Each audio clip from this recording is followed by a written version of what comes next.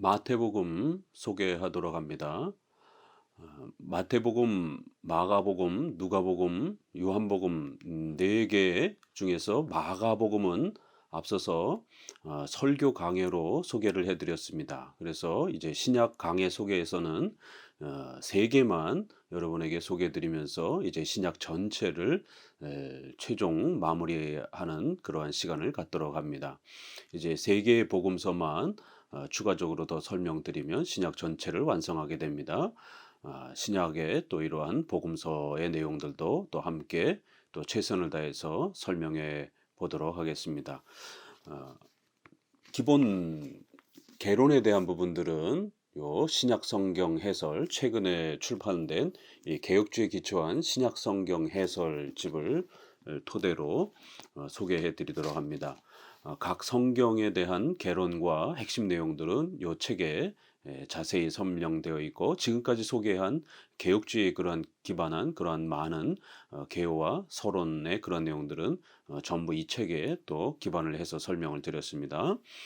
네 복음서와 관련돼서 이제 소개해 드릴 때에 이 복음서를 과연 우리 개혁주의에서는 어떻게 해석하는 것인가? 일반 교단에서는 이제 이러한 복음서에 대한 해석에 여러 가지 접근 방법이 있습니다.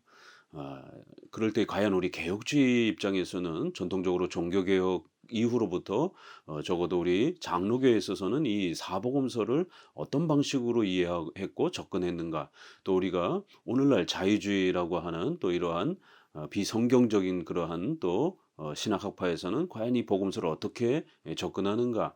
또 그리고는 이제 넓은 복음주의에서는 어, 개혁주의와 이런 자유주의를 혼용해서 섞어 가지고 그렇게 또 소개하고 있기도 하기 때문에 정확하게 개혁주의 입장에서 이 사복음서를 어떻게 해석하는가를 잘 이해해야 됩니다. 사복음서에 대한 개혁주의적 접근 방식, 사복음서에 대한 바른 이해는 신약 성경 전체를 올바르게 이해할 수 있게 하는 초점이 된다. 하지만 최근에 많은 복음서 연구들이 주로 성경의 권위를 부정하는 문학 비평과 문서설, 이렇게 고대 자료로 취급하는 이 문서설을 강조하는 자유주의 쪽의 입장을 대변하고 있다. 이들은 예수님의 신성을 부정하고 단지 훌륭한 도덕교사처럼 소개합니다. 이 때문에 복음서를 예수님의 자서전처럼 접근하며 일반적인 도덕 교훈으로 해석합니다. 비개혁파권인 넓은 복음주의 쪽에서도 이런 자유주의 입장에 영향을 받아 복음서를 소개하고 있기 때문에 더욱 주의해야 합니다. 특히 이들은 성경 자체를 계시로 접근하기보다는 1세기 로마 시대의 문화나 외경 등을 사용하여 고고학 자료나 문학 자료처럼 해석합니다. 그 결과 사복음서의 차이만 지나치게 강조합니다. 사복음서는 예수님의 초기 생애 부분은 약간만 다루고 대부분 공적인 3년의 활동, 공생애라고 하는 이 3년의 활동과 돌아가시기 전 일주일의 사역에 더 많은 분량을 소개합니다. 즉 단순한 자서전이 아니라 예수님의 중보 사역을 집중적으로 다루는 교리적 설명 형태를 취합니다. 어거스틴과 칼빈과 웨스민스터 신조와 개혁파 신학은 사복음서를 하나님의 말씀인 계시로 접근하여 통일된 교리를 강조합니다. 그 통일성을 먼저 강조한다라는 겁니다. 물론 사복음서 저자의 문체가 차이가 있는 것도 인정하지만 예수님의 존재와 중보 사역을 가르치는 통일된 교리 체계를 더욱 중요하게 여깁니다. 따라서 개혁파는 외경이나 로마 문화의 비교보다 복음서 자체와 66권 성경 안에서 해석하려고 노력합니다. 그럼 과연 이 사복음서를 배울 때 조심해야 되는 이제 이러한 그 두 가지 정도만 이제 대표적으로 여러분에게 소개해 드리도록 해 봅니다.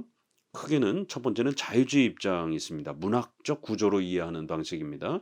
이것은 마태의 이야기, 마태의 신학 등으로 부르며 각 복음서를 인간 저자의 생각과 의도와 문학적 글로 평가하려는 시도들이다.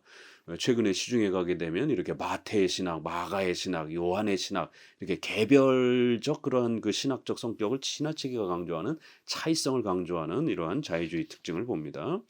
칼빈주의는 사복음서를 해석할 때 항상 통일성을 기본으로 합니다. 하지만 자유주의자들은 각 복음서의 개별성과 차이성을 기본으로 합니다. 왜냐하면 이들은 성경을 하나님의 계시로 접근하지 않고 각 저자들이 예수님이란 분을 문학적으로 표현한 것처럼 주장하기 때문입니다. 이 방법에는 서사비평, 내러티브적 읽기, 스토리텔링, 드라마적 읽기, 뭐 요즘에 시네바 바이블 뭐 이런 식의 이름들이 나오면서 이러한 문학적 구조로 설명하는 지도들을 합니다. 이 외에도 마가복음 우선설이나 큐자로설 등을 주장합니다. 마가복음 우선설은 마태, 누가가 마가복음서를 단순히 복사했다고 주장하면서 각 복음서의 고유한 독특성과 가치를 훼손합니다. 마가복음만 강조하고 마태와 누가의 중요한 기록들을 무시하는 현상이 나타납니다. 전통적으로 기독교는 우리 개혁주는 어거스틴 이후로 지금 우리의 순서 마태, 마가, 누가, 요한을 강조하여 왔습니다. 투자료설이라는 것도 있습니다. 이것은 복음서들이 서로 일치하지 않는 그러한 내용들을 해명하는 자유주의 입장입니다. 복음서들이 이렇게 서로 일치하지 않는 그런 구절들이 있습니다. 그럼 이건 어디서 온 것이냐? 이렇게 마가복음하고도 또 일치하지 않는 이런 부분들은 또 새로운 알 수 없는 그러한 가상의 자료가 있지 않겠느냐. 그래서 독일어로 ���레라고 하는 거에 약자를 따라서 큐 자료설, 알 수 없는 가상의 자료를 끌어다 썼지 않겠느냐 이렇게 주장하는 겁니다. 즉 예수님께서 복음서 외에 교훈으로 남겨두신 가상의 글이 있다고 상상하면서 이 자료에서 복음서들이 조금씩 가져왔다고 주장합니다. 이렇게 마가복음을 기본으로 하고 마가복음에 없는 내용들은 이렇게 마태 복음과 같은 M 자료, 누가복음과 같은 L 자료, 뭐 이러한 자료들에서 가지고 왔다 이렇게 주장합니다. 성경 외에 이러한 것들을 주장하게 되면 벌써 성경의 권위에 문제가 되는 겁니다. 이것은 성경의 권위와 무호성을 파괴하는 심각한 주장입니다. 이런 자유주의 입장은 성경을 하나님의 말씀으로 인정하지 않기 때문에 복음서를 고대의 유명한 철학자들의 단순한 인생 교훈집처럼 설명합니다. 특히 예수님을 신으로 인정하지 않고 훌륭한 성인 정도로만 생각하기 때문에 예수님의 인간적 생애와 사역에서 나타나는 덕담과 교훈에만 집중합니다. 즉 예수님이 중보자로서 사역하신 중요한 초점을 잃고 단지 인간적 삶의 다양한 도덕적 모습만을 강조하여 훌륭한 선생님이나 정치가, 교훈과 리더로만 소개합니다. 하지만 전통적으로 기독교는 이 두 자료서를 배격하고 마태와 요한은 친히 목격한 것을 기록했고 마가는 베드로에게서 누가는 바울에게서 전해 들은 것을 성령의 인도하심 아래 기록한 것으로 주장했습니다. 또 조심해야 될 것은 두 번째는 성경신학적 구속사적 읽기의 기독론 중심의 이러한 형태입니다. 이게 오늘날 많이 또 유행처럼 번지고 있습니다. 이 방법은 루터파가 사용했던 것이며 최근에는 넓은 복음주의와 성경신학자들이 주로 사용하는 방법입니다. 루터파의 기독론과 구원론 중심의 신학 방법은 주로 구속사 중심, 성경신학이라는 용어로 더 잘 알려져 있습니다. 구속사는 중요하지만 구속사만 말하면 안 됩니다. 왜냐하면 창조와 구속이 성경 전체의 핵심이기 때문입니다. 오직 예수님의 생애와 사역만을 강조하면 성부와 성령의 사역이 축소됩니다. 성부만 강조하면 유대주의에 빠지고 성령만 강조하면 신비주의에 빠지듯이 예수님만 강조하면 인간의 구원만 강조하는 휴머니즘과 인본주의의 이런 자유주의에 빠질 위험이 있습니다. 예수님의 구원 사역이 중요하지만 그렇다고 복음서와 성경 전체에서 예수님만 강조하면 안 됩니다. 이것은 각 복음서의 내용을 인간의 구원에만 초점을 두고 설명하는 방식입니다. 성경신학만 강조하면 7대 교리의 조직신학, 신조, 교리가 무시되고 인간의 구원만 강조되면 결국 창조를 통한 신적 작정과 섭리가 무시가 됩니다. 왜냐하면 성경은 성경 자체만 읽으려고 하기 때문에 자연적으로 교리를 무시하게 되고 또한 구원사, 구속사라는 단어에 나타나듯이 성경 전체를 언약이라는 특정한 교리에 맞춰서 구원의 역사적 흐름을 강조하기 때문에 영혼으로부터 시작하는 작정과 예정, 섭리의 역사를 등한시하게 됩니다. 성경만 보자라고 성경을 더 많이 보자라고 이렇게 주장하면서 일어난 게 성경 신학 운동입니다. 전통적으로 7대 교리를 기초로 해서 신조, 교리문답을 토대로 해서 신학의 체계를 구축하고 성경을 교육했던 이러한 전통적 이러한 신학 구조를 불편하게 여기면서 결국 교리를 비판하면서 성경을 읽는 게 더 중요하다. 성경만 읽어야 된다. 이런 식으로 성경신학 운동이 일어났는데 이거를 개혁주의 안에서도 끌어왔고 또 복음주의 안에서도 수용을 해서 그렇게 혼합된 방식으로 그렇게 또 오늘날은 유행처럼 번지고 있습니다. 이제 개혁파 신약학자 중에 이제 유명한 분이 스톤하우스가 이 루터 신학을 평가하면서 그리스도 중심 신학의 한계로 다음과 같이 비판했습니다. 내가 루터에 대해 비판하는 것은 근본적으로 루터가 신약 성경의 메시지를 하나님 중심보다는 그리스도 중심으로 축소하여 빈곤하게 만든 결과에 대해 지적하는 것이다. 그리스도를 주장하는 것이 신약 성경의 이해에 있어서 의미 깊은 일이긴 하지만 그것으로는 결국 축소된 그리스도를 이해할 수밖에 없다. 신약 성경을 그리스도 중심으로 이해하게 되면 하나님 나라의 도래에 관하여 포괄적으로 이해할 수 없게 되는 것이다.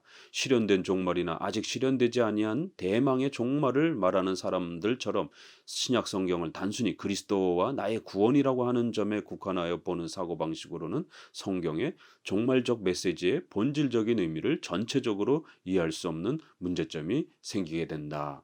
그래서 구원만 강조하기 때문에 인간론, 구원론 요 정도만 강조가 되는 거예요. 결국 성경론, 신론, 또 그다음에 교회론, 종말론 이런 중요한 교리들이 축소가 되는 겁니다. 또 십계명과 관련된 윤리와 문화에 대한 이런 부분들도 다 제거가 되는 겁니다. 구속사, 구원 중심이 중요하지만 예수님이 십자가만 강조하고 인간의 구원만 강조하면 삼위일체 균형이 무너지고 생활과 윤리 문제가 등한시되는 무율법주의에 빠질 수 있습니다. 구속사의 정 강점은 정점은 신약이기 때문에 자연히 구약 폐기주의 쪽으로 흐르게 됩니다. 최근 신약계가 창조와 구원을 균형 있게 다루지 못하고 구속사 중심의 성경 신학으로 치우치고 있기 때문에 우리는 아주 주의해야 됩니다. 이제 이런 부분들을 주의하면서 적어도 우리가 개혁주의 방식에서 이제 어떻게 그러면은 접근하느냐 몇 가지만을 소개합니다. 첫째로 하나님의 말씀인 계시로 수용하는 자세입니다. 개혁파는 네 개의 복음서를 하나님의 말씀으로 통일성을 가지면서도 각각의 고유한 특징을 갖고 있는 것으로 받아들입니다. 자유주의처럼 복음서의 문학적 구조를 살피며 각 저자들의 독특한 입장만을 드러내는 것이 아니라 네 명의 저자들을 통해서 다양하게 펼쳐지는 하나님의 뜻과 예수 그리스도를 발견해야 합니다. 개혁주의는 네 복음서의 역사적 기록 순서에 비중을 많이 두지 않습니다. 왜냐하면 정확한 연도를 도 불확실할 뿐만 아니라 그보다 더 중요한 것은 예수님의 존재와 중보 사역을 교리적으로 드러내는 것이 각 복음서의 특징이기 때문입니다. 근데 앞부분의 자유주의자들은 역사적 순서를 굉장히 중요하게 봅니다. 그래서 마가복음 우선서를 아주 굉장히 강조합니다. 그 순서에 따라 마태, 누가가 복사를 했고 이런 식으로. 그러나 우리 장로교 입장에서는 이 역사적 순서가 중요한 게 아니라 연도도 정확하게 기록이 남아 있는 것도 아니고요. 결국 복음서 전체에서 예수님의 인격, 이성 일인격이라고 하는 인격에 대한 문제, 또 예수님의 중보사역, 선지자직, 제사장직, 왕직, 우리를 위한 그리스도로서의 중보사역을 어떻게 하셨는지를 정확하게 교리적으로 아는 것이 더 중요한 것이다라고 이렇게 우리는 접근합니다. 두 번째, 예수님을 중보자로 이해해야 합니다. 예수님의 생애와 사역은 단순한 인간적 삶이 아니라 우리를 구원하시는 이성 일인격이신 그리스도의 중보자로서의 사역입니다. 따라서 사도신조에서 그 외아들 우리 주 예수 그리스도라고 고백하는 대로 핵심적 교리를 정립하며 복음서를 접근해야 합니다. 예를 들면 예수님의 존재, 삼위일체의 제2위격, 이성 1인격, 예수님의 낮아지심, 또 높아지심, 또 삼직무, 선지자, 제사장, 왕 등 이러한 내용들을 정확히 알아야만이 구원을 받는 겁니다. 세 번째, 삼일체 중심. 네 복음서는 비록 예수님의 생애와 사역이 중심을 이루고 있지만 항상 성부와 성령의 사역을 균형 있게 제시해야 합니다. 삼일체의 교리에서 삼위 하나님은 동등하시며 동시에 존재하시며 한 하나님이시고 외부를 향한 사역에서도 분리되지 않는다고 고백하는 것처럼 복음서도 삼일체 하나님의 사역입니다. 성자의 중보 사역은 항상 성부의 뜻을 따라서 성령의 도우심과 은혜로 성취됩니다. 즉 예수님을 강조하되 성부와 성자 하나님을 배제하면 안 됩니다. 네 번째, 창조와 구원 전체를 섭리사적으로 소개하는 방식입니다. 네 복음서는 항상 창조와 구원 전체를 통해서 삼일체 하나님의 뜻과 영광이 드러나도록 해석해야 합니다. 인간의 구원에 대한 예수님의 중보 사역이 강조되지만 이 모든 구원의 일들은 창조 사역과 함께 펼쳐져 가는 것입니다. 네 복음서를 통해 인간의 구원 내용뿐만 아니라 가정, 사회, 직장, 국가와 관련된 삶의 문제들도 배울 수 있습니다. 구원과 삶의 내용은 함께 가는 것입니다. 칼빈의 기독교 강요에서 하나님을 소개하면서 하나님을 바르게 이해하려면 창조주와 구속주로 이해해야 한다고 제시합니다. 이와 같이 장로교회가 복음서와 성경 전체를 이해하는 방식은 창조주와 구속주 하나님의 구조입니다. 창조주만 강조해도 안 되고 구속주만 강조해도 안 되며 둘은 균형과 조화를 이루어야 합니다. 장로교는 구속사만 강조하지 않고 창조, 일반사라고도 이렇게 표현하고 또 그 다음에 구원, 구속사라고도 표현하는 전체를 신적 작정과 섭리로 살피는 섭리사적 관점으로 복음서를 해석합니다. 이런 구조에 대해서 칼빈은 기독교 강요 1권을 창조주 하나님에 대한 지식, 2권을 그리스도 안에 계신 구속자로서의 하나님에 대한 지식, 이렇게 창조주와 구속주로 설명합니다. 그리고 대우리 문답 121문에 제4계명의 첫머리에 왜 기억하라는 말이 있는가라는 설명에서 4계명의 첫머리에 기억하라는 말이 있는 것은 한편으로는 안식일을 기억함으로 오는 큰 혜택 때문인데 우리가 기억함으로 이 날을 지키려고 준비하는 일에 도움을 받으며 안식일을 지킴으로 다른 모든 계명을 지키는데 도움이 되고 또 종교의 요약을 담고 있는 창조와 구속의 두 가지 큰 혜택을 계속하여 감사히 기억할 수 있기 때문이다 라고 이렇게 창조주와 구속주 전체의 이 두 구조로 봐야 된다라고 대우리 문답도 설명하고 있습니다. 이제 이러한 그 구조 속에서 이제 우리가 그럼 본격적으로 네 복음서의 통일성을 기본으로 한다라고 말씀을 드렸습니다. 그 통일성은 예수님의 인격에 대한 이성일 인격, 그다음에 예수님의 중보 사역은 바로 낮아지심과 높아지심, 그 다음에 선지자직, 제사장직, 왕직과 관련된 우리를 향한 중보 사역을 통일성 있게 다뤄내는 것입니다. 그리고는 이제 여러 역사적 표현이라든가 문법적 그런 표현에 있어서는 또 차이성도 또 이해합니다. 그래서 우리가 차이성에 대한 부분들도 어느 정도 이렇게 구별을 하는데요. 네 복음서의 비교 분석을 한번 해보면요. 세 공간 복음서와 요한 복음은 예수님에 대한 통일된 교리를 소개하면서도 각각 독특한 차이를 나타냅니다. 그래서 우리가 공간 복음이라는 뜻은 시노틱 가스펠 이렇게 표현이라고 해서 알 수 있듯이 예수님에 대해서 함께 보다, 공간, 함께 본다 이런 뜻이에요. 즉 함께 바라본 관점, 동일한 설명이란 뜻입니다. 그래서 마태, 마가, 누가를 세 개의 공간 복음서 이렇게 표현합니다. 이것은 예수님의 생애를 사실적이며 역사적으로 기록합니다. 또한 북쪽인 갈릴리 지역 사역을 많이 소개하며 그 외에 여러 비유들을 많이 사용합니다. 하지만 요한복음은 이 세 공간 복음서와 분리해서 다룹니다. 요한복음은 예수님의 생애를 신학적으로 설명하려고 해설합니다. 생애를 많이 다루지 않습니다. 오히려 거기에 대한 설명을 합니다. 앞에 세 공간 복음서가 역사적을 사실적으로 다룬 거를 그 예수님의 사역이 어떤 의미가 있는지를 신학적으로 해설을 하는 그런 방식으로 접근을 합니다. 요한복음은. 그래서 세계와 분리해서 다룹니다. 비유적인 표현이 거의 없으며 예수님의 신성과 중보자이심을 더 강조합니다. 이런 부분에서 이제 각 복음서를 간략하게 보면요. 마태복음은 각 복음서는 예수님을 소개하는 첫 구절이 조금씩 다릅니다. 이 차이점에서는 각 복음서의 독특성을 발견할 수 있습니다. 우선 마태복음은 구약을 60회 정도 인용할 정도로 가장 많이 사용하였으며 아브라함과 다윗의 자손 예수 그리스도의 세계라고 소개합니다. 그 각 복음서의 일절이 굉장히 중요합니다. 그 독특성을 각각의 복음서의 특징을 가장 잘 드러내는 그런 또 표현이기도 합니다. 즉 구약의 대표적인 두 인물을 소개하는 것으로 시작합니다. 특히 다윗을 강조하면서 다윗을 통하여 예언된 메시아의 성취를 소개합니다. 구약을 가장 많이 인용하여 구약에서 약속된 메시아로서 예수님을 강조합니다. 또한 구약의 다양한 율법들을 십계명을 중심으로 다시 풀어내시면서 모든 율법의 성취자여 완성자로 예수님을 강조합니다. 전체 구조도 시간 순서보다는 중요한 교리적 주제별로 배치하였습니다. 누가나 마가는 좀 더 시간적 순서가 더 강합니다. 그리고 천국 이런 표현으로 그리스도의 왕국을 소개합니다. 하늘의 나라 이렇게 표현합니다. 왜냐하면 유대인들을 주로 대상으로 했기 때문에 유대인들은 하나님이라는 용어를 이렇게 사용하지 않습니다. 두려움 때문에 다른 표현으로 이렇게 구약에서의 이런 여호와 이런 표현도 다 아도나이라고 이렇게 바꿔서 부르는 것처럼, 그래서 하나님 나라 이렇게 표현하지 않고 하늘의 나라 이렇게 천국. 그러나 다른 복음서들은 하나님의 나라 이렇게 표현합니다. 이런 것도 차이가 납니다. 그리스도의 왕국을 소개하였습니다. 유대인들을 고려하여 하나님이란 단어를 피했습니다. 반면에 다른 복음서들은 하나님의 나라로 표현합니다.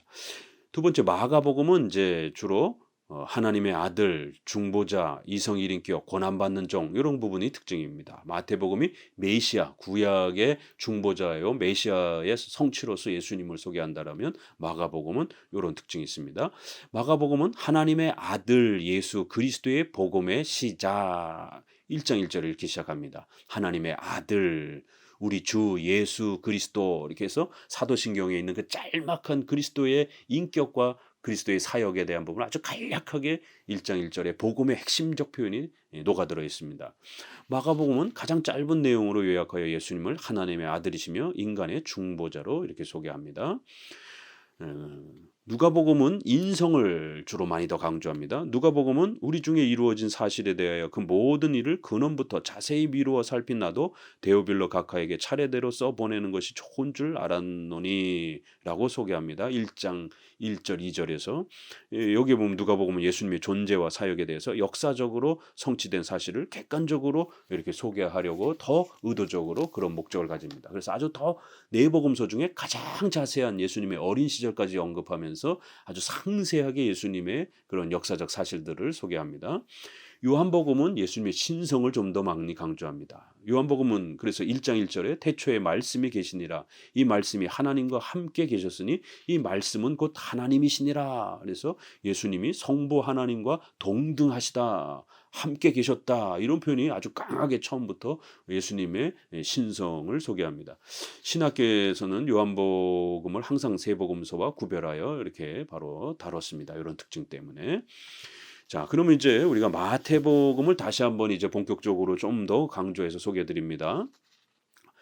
마태복음은 주로 유대인들을 대상으로 구약의 메시아이신 예수 그리스도를 강조하였습니다. 구약을 60회나 사용할 정도로 복음서 중에 가장 많이 사용하였습니다.